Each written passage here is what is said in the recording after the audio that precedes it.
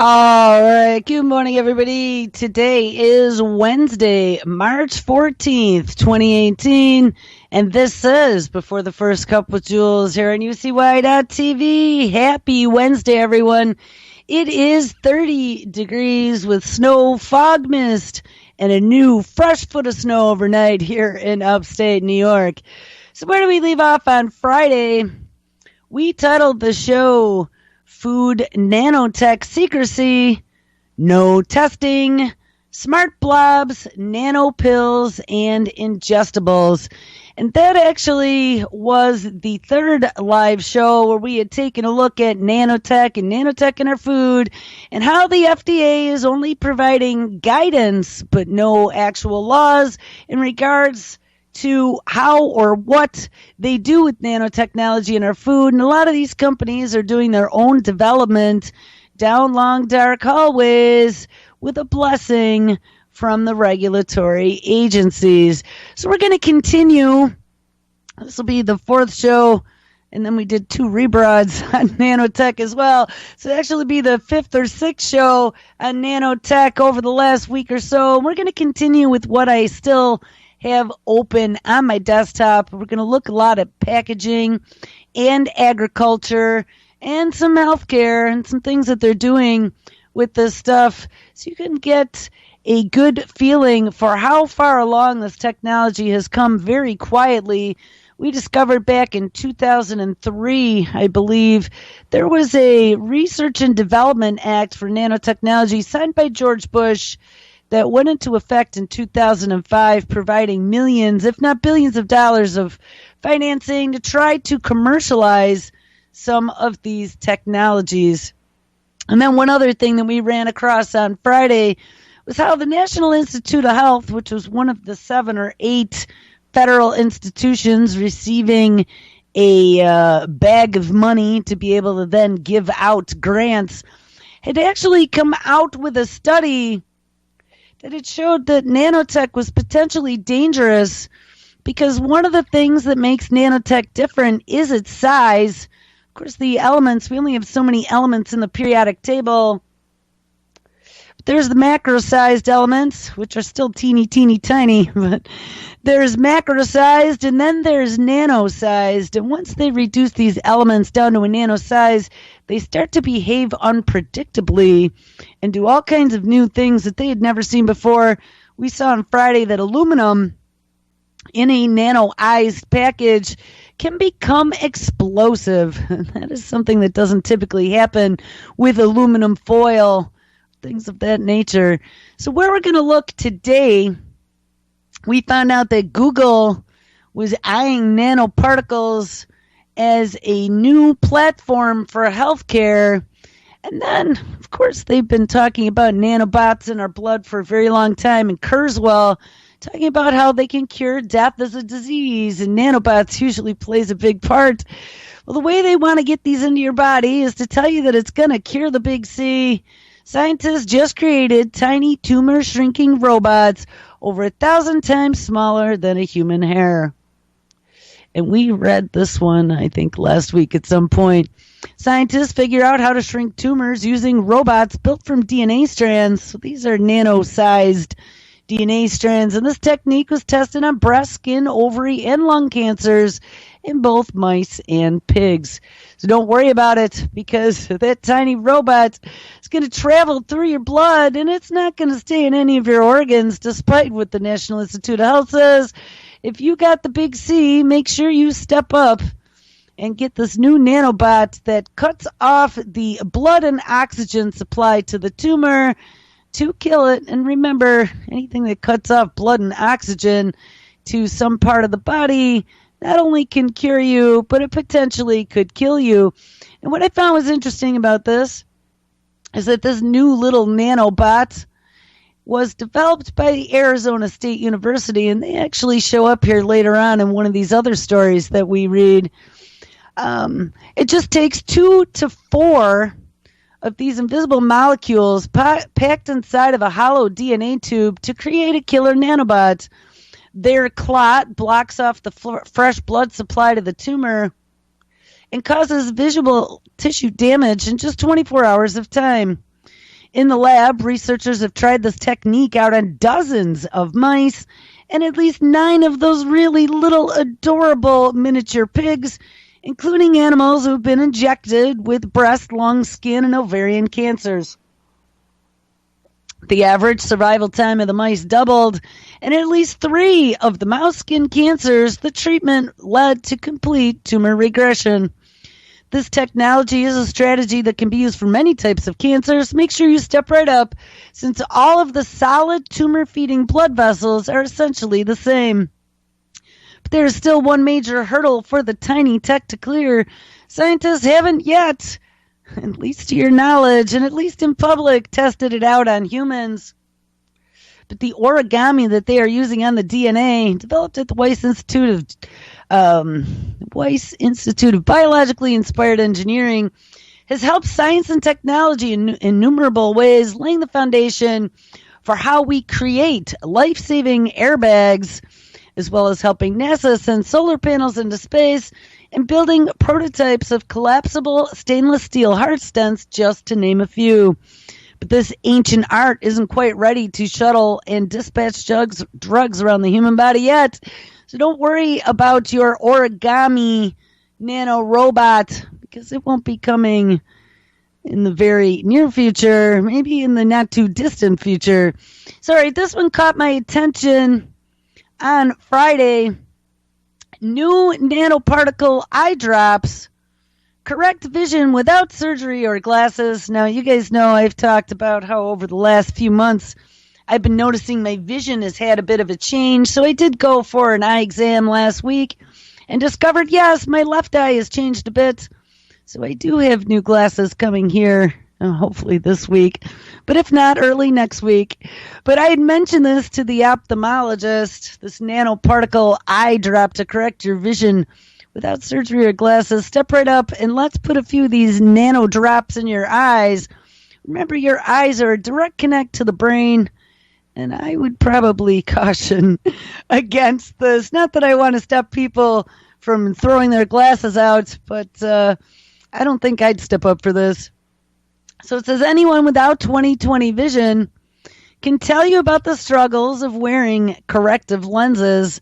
Contacts often leave you with tired and dry eyes at the end of the day, and finding the perfect frame for your glasses can be a headache, yeah, but it can also be fun. Especially if you go with a friend, which you didn't, which you can get a good laugh out of it. But now, nanotechnology could also make it possible to correct vision just using eye drops, which would eliminate the need for expensive and annoying eyewear. Yeah, just like LASIK surgery, a few laser beams in your eyeballs. No thanks. And I actually mentioned that to the doctor as well. And she told me that she had had it done 20 years ago and, quote unquote, never had a problem. I still don't know if I could do that, but she said it didn't hurt. Nanotechnology is a fairly recent field that involves shaping materials near the teeny tiny molecular level to create new materials or structures. These nanoparticles have wide-reaching uses, including developing more effective sunscreens and possibly screening for cancer. And maybe with a nanobot, they can treat them. In Israel, ophthalmologist David Samaja of the Shiri Zedek Medical Center in Jerusalem has used nanoparticles to correct vision. It seems like they don't have any issues experimenting on people over there. Samaja presented his team's work on this project at the medical center's research day last month, and along with scientists at Bar Ilan University, and we've run across them with some of the brain stuff, they developed eye drops filled with nanoparticles to treat both near and far-sighted patients. So we say these drops have not yet been tested on humans, but clinical trials are set to determine whether the solution works well in people as it does in animals. More details about how often patients would need to use the drops and the possible side effects are so far unknown. Yeah, these won't get into your brain. And the treatment has been shown to fix mild vision problems in 10 different pigs, making it too soon to throw out your contacts just yet. So I guess little mini pigs, now that they're humanizing some of them, have become the new medical guinea pig. Ophthalmologist Robert Hogton of SUNY Stony Brook Medical School and Hospital says that long-term cornea health and efficiency would be needed to determine before this is a viable treatment. And plus, the drops were shown to correct only mild near and farsightedness in animals, though with refinements they could eventually help those with stronger prescriptions and Coke bottle-sized glasses. Hey, you never know with optimization. They might be able to expand the refractive range. But for now, the quest to find the perfect frames lives on. Now, I don't know if you guys remember one of the stories that my co-writer and I did for TechSpot back, I don't know, maybe October, November of last year, looked at some of the future technologies that might be coming that you might not know about. And one of them happened to be supervision. I don't know how we worded it. I don't have the story up right now. But it was interesting because there was a scientist talking about these new implantable lenses to go into your eye. They literally cut out your existing biological lens and they replaced it with this new super bionic lens that could see with supervision. So X-Men, I don't think are too far away. Maybe the next decade or so. Don't become an X-Men.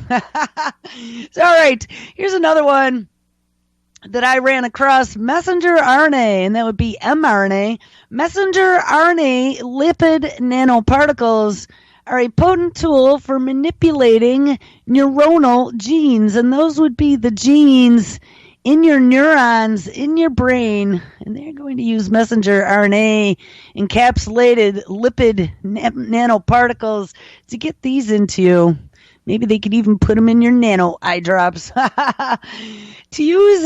The use of RNA to manipulate gene expressions in neuroscience has been limited due to the lack of effective delivery tools, unless, of course, they could do that direct connect. And recently, lipid nanoparticles have gained an interest as safe and effective RNA delivery vehicles, both in vitro and in vivo. They'll be in the petri dish and in the body. However, traditional methods for the manufacturing of lipid nanoparticles pose numerous challenges such as operator viability and poor scalability. Here we describe the robust and reproducible manufacturing of messenger RNA lipid nanoparticles using the scalable microfluidic-based nanoassembler platform. The messenger RNA lipid nanoparticle exhibits exceptional transfection, and that would be getting into you, and exogenous gene expression efficiency on difficult to transfect primary neurons. And that would be transfection as in getting something foreign into the DNA strand to mutate you or your DNA. And you know what? I might take this opportunity to pause for a second. Anyone who is familiar with Clint Richardson and Patrick Jordan, they are planning on working on a documentary that will be looking at a lot of these different technologies, not just from the vaccine perspective, but I hope they get into some of this crazy stuff. I have offered my help to them. And I want to get them up a website that kind of outlines their project, gives a little synopsis, and potentially looks for some sort of crowdsourcing, because making a documentary isn't cheap. But I think they could get a little more of an audience than this show can, though I do want to thank all of the listeners and the commenters of this show, because you guys are the ones who keep me going and keep me inspired to keep uncovering this crazy stuff. So I want to thank you. But anybody who is familiar with Clint's work and Patrick's knowledge, I don't know, drop him a note and let him know you're behind him. Give him some encouragement, because I think this is a very important project, and I want to jump both feet in and help them get this information out in front of a lot of people.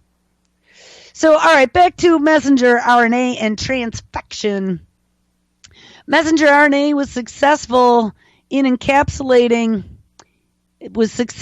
encapsulated into lipid nanoparticles using the nanoassembler platform. The lipid nanoparticles encapsulating the two different messenger RNA lengths both exhibited the same sizes of 120 nanometers, and the flow, and I don't know, we're going to get in, I don't really want to get into the details, the flow analysis of the nanoparticles with the fluorescent probes, blah, blah, blah. They were able to track them. Lipid nanoparticles, and we're going to look a lot at those today, are a platform that can be used to deliver nucleic acids into a cell. And I mentioned this before. They actually cloak the foreign organism inside of some sort of fat or lipid, and they slip it into the body like a slick willy so you don't notice it until it's too late. Lipid nanoparticles mimic low-density lipoproteins, which are taken up by an endogenous pathway, and lipid nanoparticles are pH sensitive and designed to release their payload into the cell's cytoplasm. And this just goes on, and it's really tiny, tiny, tiny print. So I don't think I'm going to be able to read that with these. It's like an eye test, but too early in the morning. So where are we going to continue? Let's look at some of these lipid nanoparticles. And the reason why that slide caught my attention is because we covered a story either last Wednesday or Friday from 2014 out of Cell Reports, cell.com, which is where they have lots of studies published.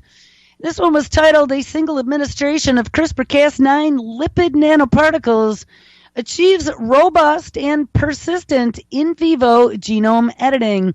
So they could put CRISPR-Cas9 inside of these lipid particles and insert them into the human body somehow, and have persistent in vivo gene editing, snippety snip, let's cut a couple neurons and make some edits without the person knowing. Maybe we can change their personality or some trait in their brain, who knows?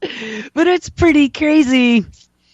With the development of clinically viable delivery methods presented as one of the greatest challenges in the therapeutic application of CRISPR-Cas9 mediated genome editing.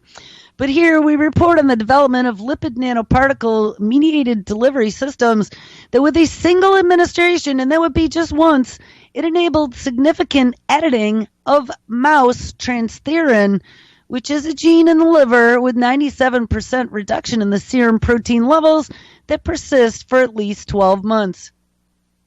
These results were achieved with a lipid nanoparticle delivery system that was biodegradable as well as well tolerated. The lipid nanoparticle delivery system was combined with sgRNA, having a chemical modification pattern that was important for high levels of in vivo activity.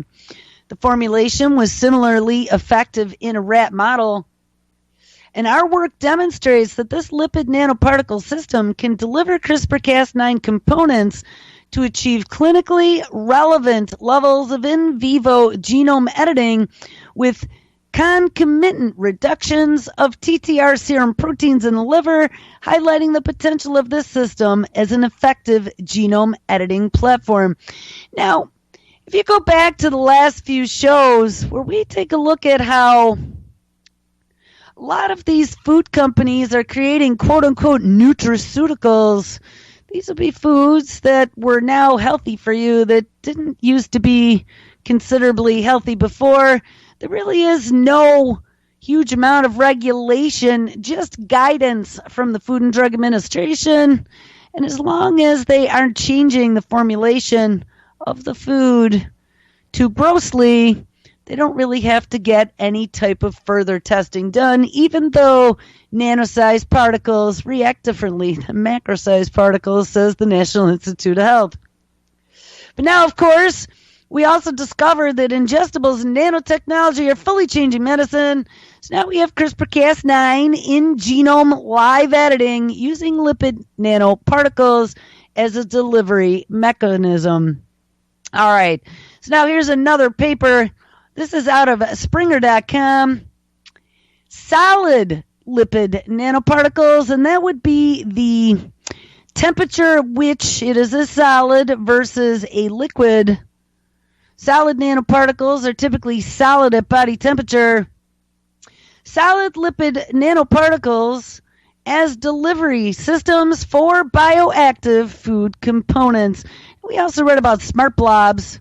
SmartBlobs were a really disturbing idea that one of the corporations was already working on. That was a lot like Willy Wonka, where you had a 3-course meal and a piece of chewing gum and all the different flavors in the correct order. Even though all you were chewing was a piece of gum, it would be synthetic flavoring. The inclusion of bioactive compounds such as carotenoids, omega-3 fatty acids, or phystosterols is an essential requisite for the production of functional foods designed to improve the long-term health and well-being of consumers worldwide. Be a resistant consumer.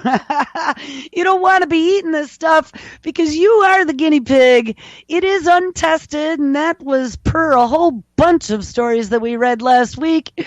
And they are testing it right now on the general populace.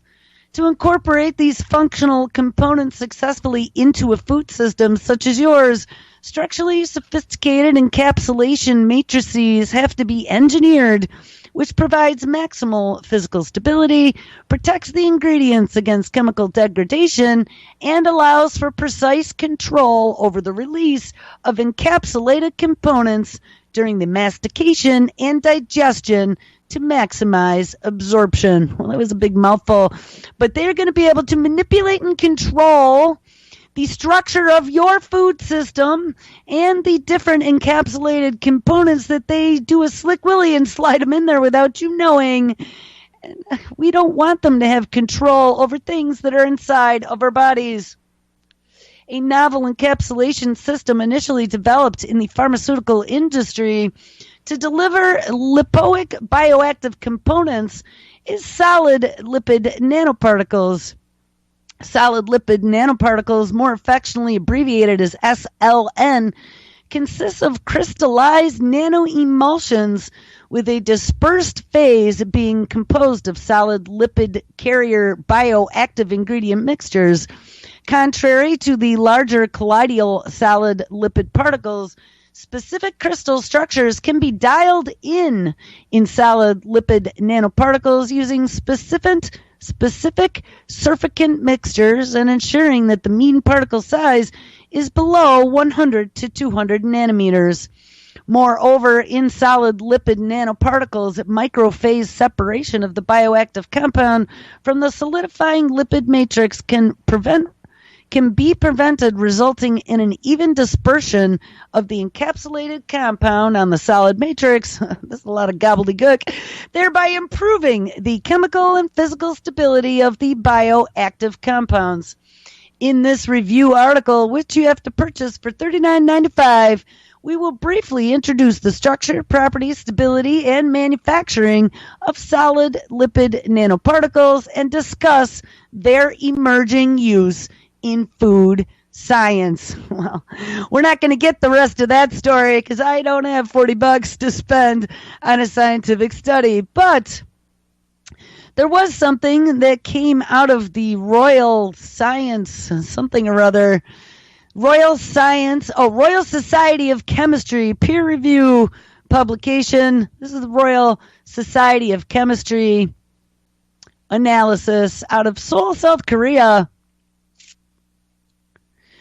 Bioactives, and that is exactly what we were just talking about, which are isolated from different sources like plants, animals, etc., are known to be ideal candidates to treat and prevent chronic health problems such as obesity, hypertension, cardiovascular diseases, cancer, etc.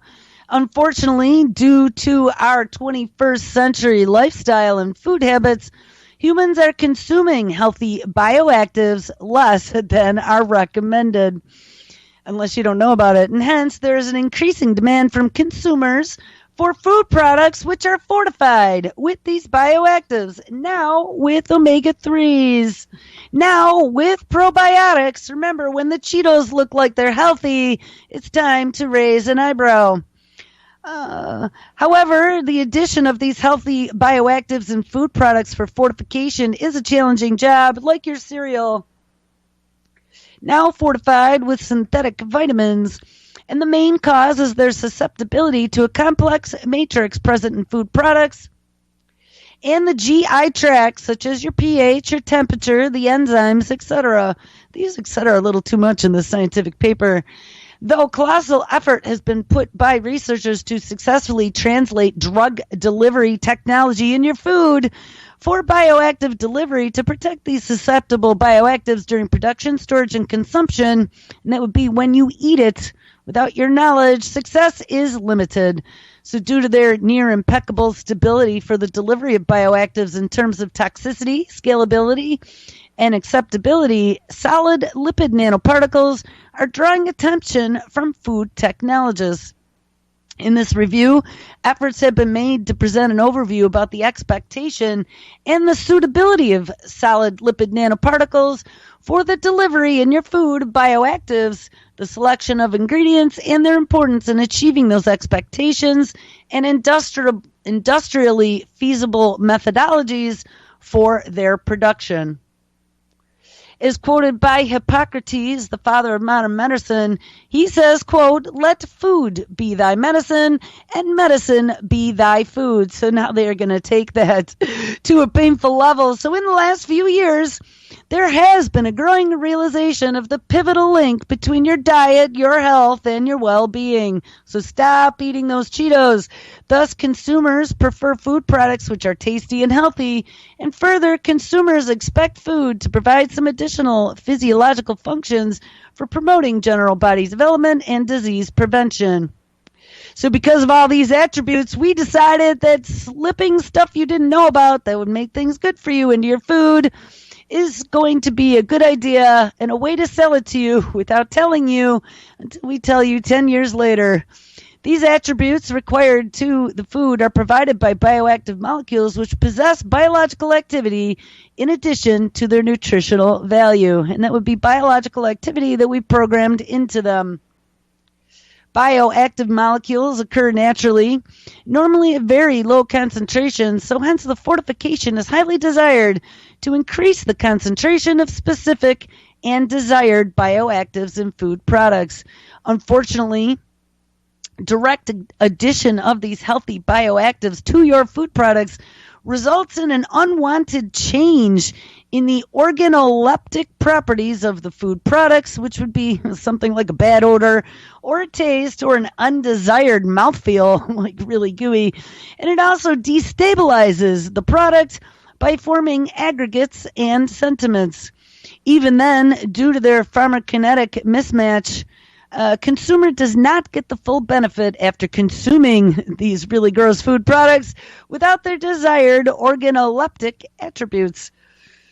So we've decided to use encapsulation technology, which is originally used in the pharmaceutical industry to increase the stability and the bioavailability of drug molecules. And it has also been in use in the food sector for several years for similar purposes without required modification. Wink, and you didn't know about it, and the FDA let it go. Encapsulation can be defined as a, quote, process of entrapping sensitive materials into the matrix of the carrier material, which forms the protecting wall and the generally resistant to sensitive environments for which entrapped materials are not. The encapsulation process may result in the formation of carriers from micro to nanometer size, depending on various factors which are used for their fabrication. And what's interesting is somewhere in the string of stories for today, I had a story that popped up in my feed over the weekend. Here it is. It was from 4 years ago about these DNA nano cages using DNA origami to be able to encapsulate things and get them inside of things. I don't know if they're related, but I see a little connecting dot. So in regards, since the last 2 decades, food scientists and industries have been thriving hard to develop novel delivery systems to carry food bioactives, which can be used to fortify food products with desired bioactives or a combination of bioactive molecules.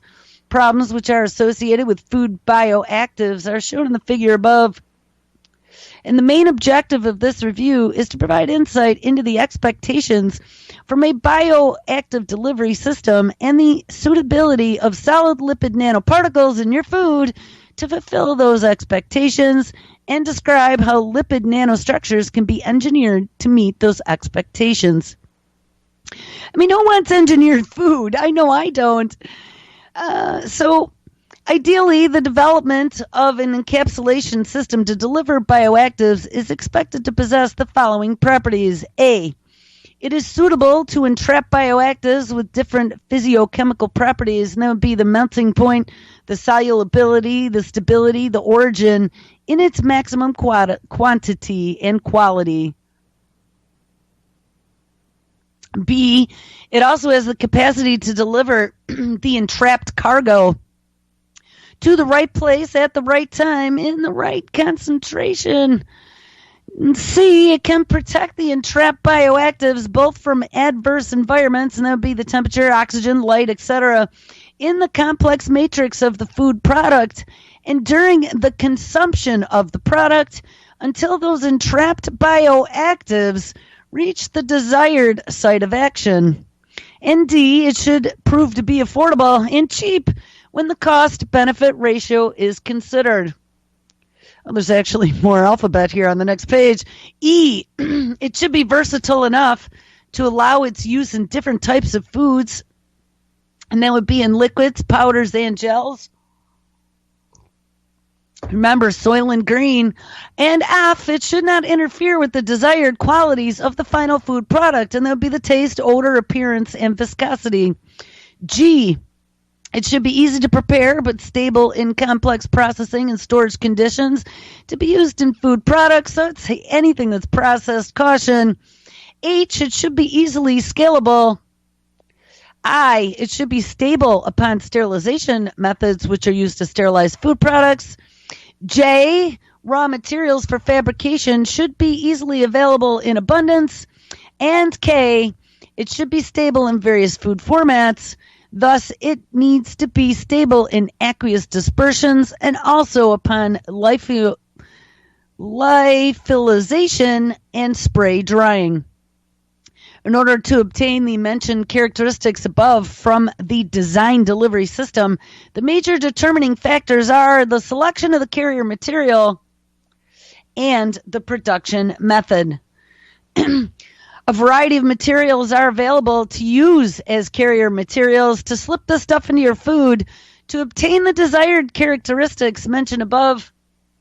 However, limitations among them are certified as, quote, generally recognized as safe, and that is how it goes through the FDA, which can be added to food products to obtain the desired functional attributes like controlled and targeted deliveries, taste and odor masking, so maybe it really tastes like rotten meat, but they make it taste like cherries, and to protect from degradation.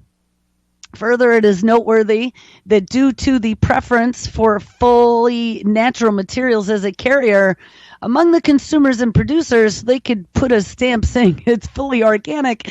Several generally recognized as safe approved materials, which are used in the drug delivery, are not preferred for the food sector to deliver bioactives. In addition, and I'd be interested to know what they are actually using. In addition, the presence of non-food particles in food products in large quantities also compromises the nutritional value of products. Hence, in the food sector, delivery systems which are comprised of natural food additives are preferred. Important factors which need to be considered before selecting a carrier material are A, interaction between the ingredients and the carrier material, B, its intended usage, which would be products in which it needs to be added and processed and stored conditions of that particular product. C, the effect of the carrier material on the consistency and the structure of the product. D, the presence of other co-excipient things in the system and their interacting behavior with the carrier materials. E, biological barriers, ding, ding, which should be overcome in order to obtain the desired biological activity. That'd be like crossing that blood-brain barrier or that gut barrier. And F, its toxicity upon chronic ingestion. And that'd be like eating an entire bag of Cheetos in one setting. So now let's look at lipids and lipid-based delivery systems. This is why it is so easy to encapsulate them in fats. Lipids are groups of natural molecules which include mono, di, and triglycerides, fats, waxes, sterols, and phospholipids. These lipids are important constituents for the existence of life, and starting from the fetal growth, they are required in all stages of life to perform specific activities or to maintain the general health of the organism. So now let's bastardize them, hijack them, and make them a Trojan horse. In living organisms, they provide energy and act as a reserve source of energy and aid the absorption of fat-soluble vitamins, nutraceuticals, and drug molecules. Lipids play an important role as the components which give desired qualities like texture, aroma, color, flavor, satiety, mouthfeel, and rheological properties to food products. Thus, they are our targets. Due to their high acceptability, non-toxicity, and suitability to use in food products, lipid-based delivery systems are rapidly gaining interest among food scientists for application in food systems to deliver bioactives. I'm referring to lipid-based delivery systems that includes liposomes, solid lipid nanoparticles, nanostructured lipid carriers, and emulsions. This article will provide an overview about solid lipid nanoparticles, which is the most rapidly developing carrier system among lipid-based delivery systems for food applications due to their inherent characteristic, and that would be stability in complex systems and their ability to withhold the bioactives within the core of the nanoparticle, which suit the food application. These characteristics are seen less in other lipid-based delivery systems like in liposomes and emulsions, and due to the high cost and reports of toxicity, wink, synthetic polymeric nanoparticles are less preferred in food delivery compared to drug delivery systems. So it's all right if it's a little bit toxic and we put it in the drugs. So these solid lipid nanoparticles were first introduced in 1991. Yes, let's go way back then. That's when I first started reading about nanotechnology in Scientific American as a drug carrier that can be fabricated in a sub-micron sized range from 50 to 500 nanometers and using high melting point lipids, and that would be lipids that are solid at room temperature and also at body temperature, as well as stabilized by surfactants, which are biodegradable, biocompatible, and non-toxic. Solid lipid nanoparticles based on para-acylcalyxarenes have been prepared and studied for the purpose of drug delivery, and though these nanostructures can be used to entrap and deliver both hydrophilic and hydrophobic molecules, they are preferred for the delivery of hydrophobic molecules. That would be something with water, I would think, with hydro. The main reason is the high affinity of hydrophobic molecules to the hydrophobic matrix formed in the solid lipid nanoparticle compared to the low affinity of the hydrophobic molecules to the hydrophobic matrix. I have no idea what that meant. But still, in the past, there are reports that these solid lipid nanoparticles were used to deliver nutraceuticals, proteins, and drugs. And I don't know if we're going to get to the designer proteins, but maybe that will be on Friday. So the main features of solid lipid nanoparticles which promote their food application, number one would be the production. Solid lipid nanoparticles can be fabricated using methods like high pressure homogenization and microfluidization, which can be easily scalable for industrial production. Well, homogenization and microfluidization sounds like something that could be done in a dairy farm or a dairy processing facility. Several lipid-based nanoparticle formulations are in the market for drug and cosmeceutical delivery. Solid lipid nanoparticles can be fabricated without using organic solvents. You gotta love when they use solvents in your food, which otherwise are not acceptable to use in food products. Well, phew! Solid lipid nanoparticles can be sterilized using techniques which are used to sterilize food products, and that would be heat and UV sterilization. Solid lipid nanoparticles can also be obtained both in the liquid and the solid forms, hence they are easy to use in both solid and liquid food products. Next section is acceptability. Lipids, which are used to fabricate solid lipid nanoparticles, are non-toxic and biocompatible. Several food-grade materials are available, and something called tristerin is an FDA-approved food additive.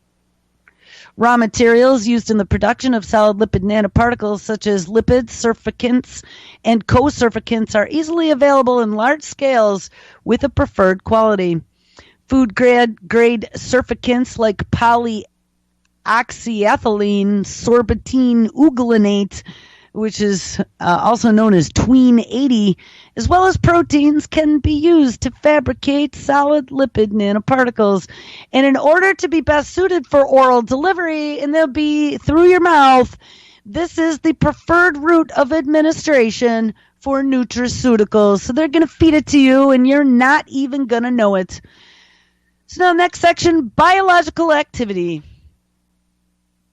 In order to be best suited for oral delivery, this is the preferred route of administration for a nutraceutical, and that would be then allowing it to be absorbed across the gut barrier into your blood.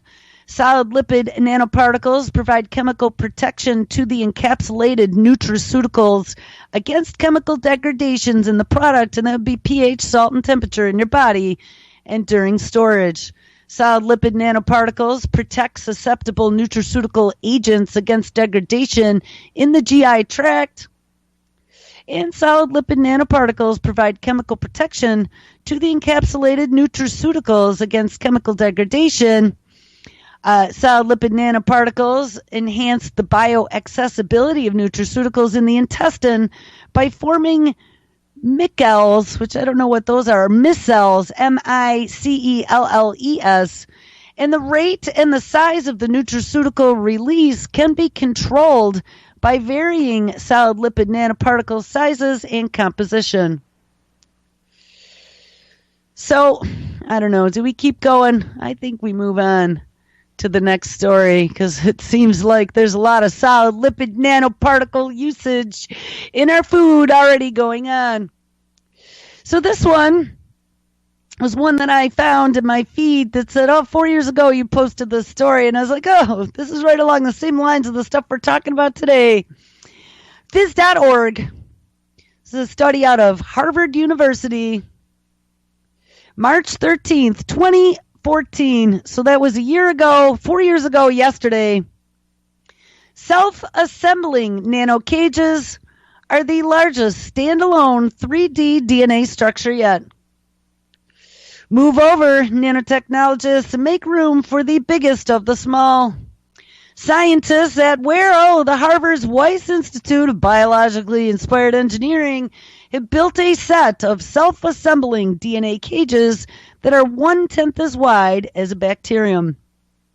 The structures are some of the largest and most complex structures ever constructed solely from DNA, and they report today in the online edition of Science.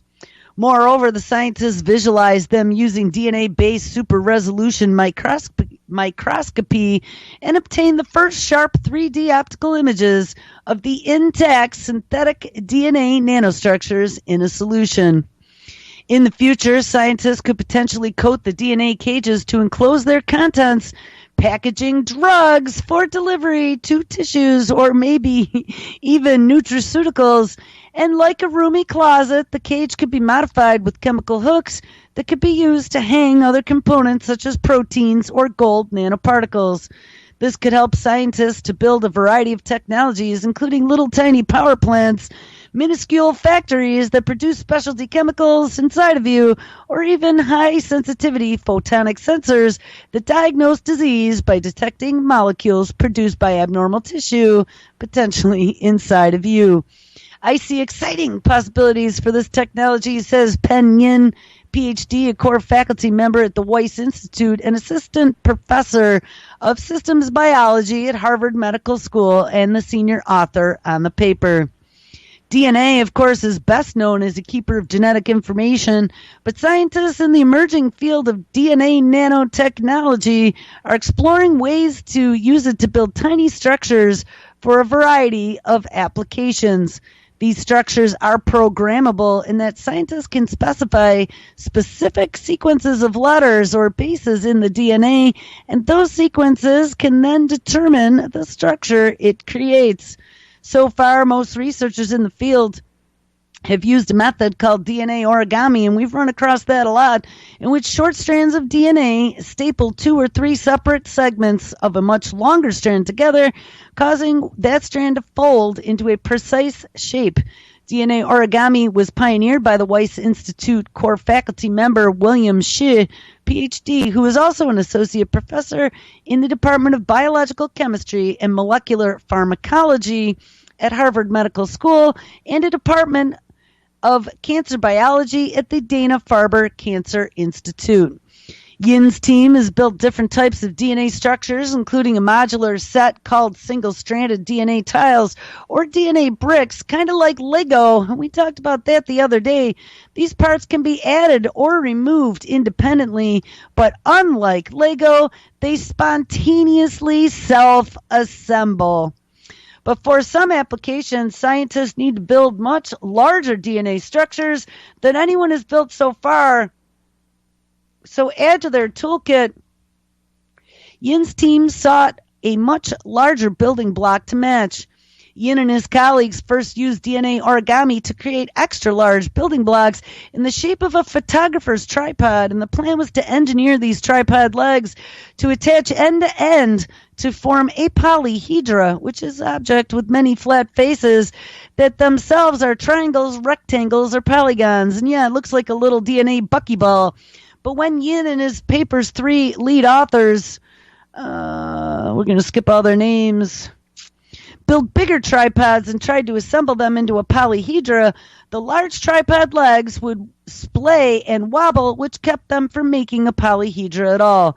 So the researchers got around this problem by building it into a horizontal strut, then stabilizing each pair of legs just as a furniture maker would use a piece of wood to bridge the legs of a wobbly chair. And to glue the tripod legs together end to end, they took advantage of the fact that matching DNA strands pair up and adhere to each other. They left a tag of DNA hanging off of the tripod leg and matching tags on the different sides of the legs that they wanted to pair with. And the team programmed the DNA to fold into a sturdy tripod 60 times larger than previous DNA tripod building blocks and 400 times larger than DNA bricks. These tripods then self-assembled into a specific type of a 3-dimensional polyhedron, all in a single test tube. Thank goodness it wasn't in vivo.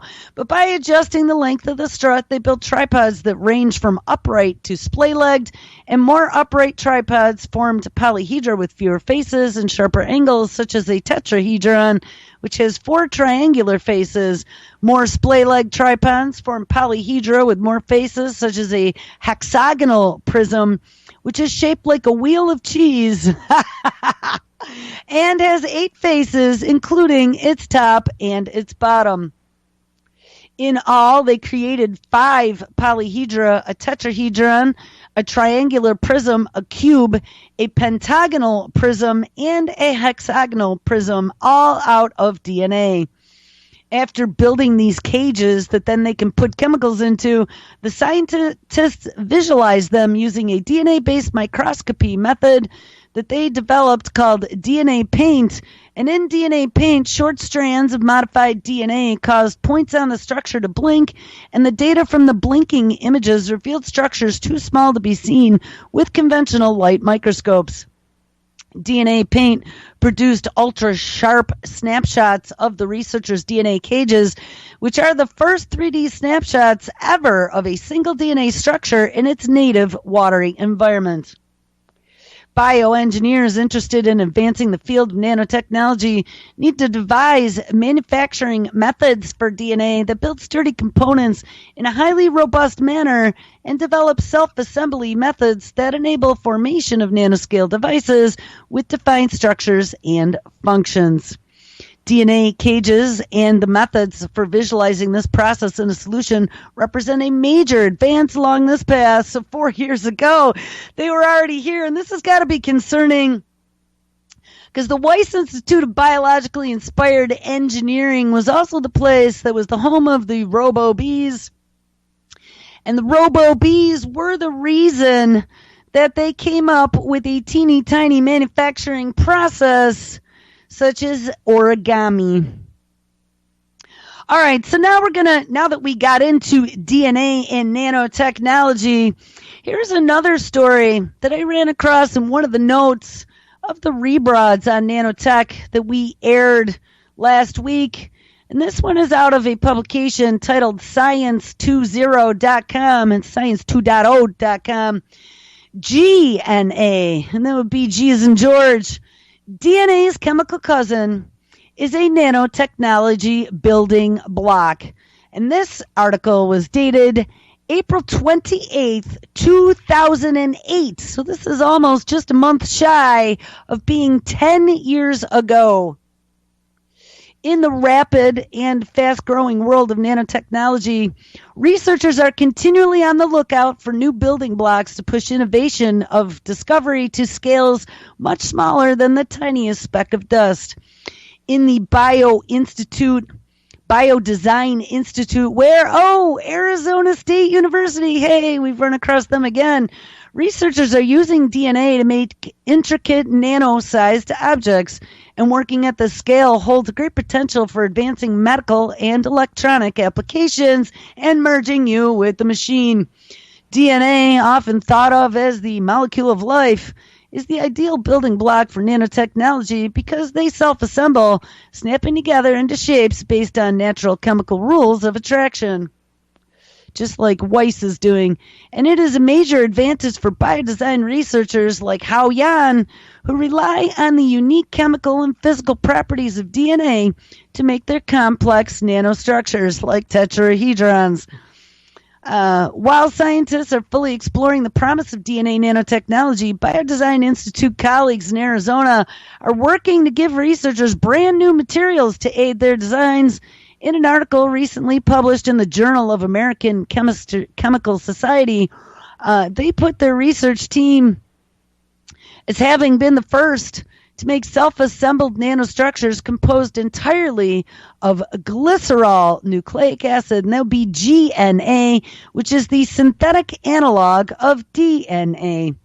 Everyone in DNA nanotechnology is essentially limited to what they can buy off the shelf or mail order. I'm going to add 10 years in the future.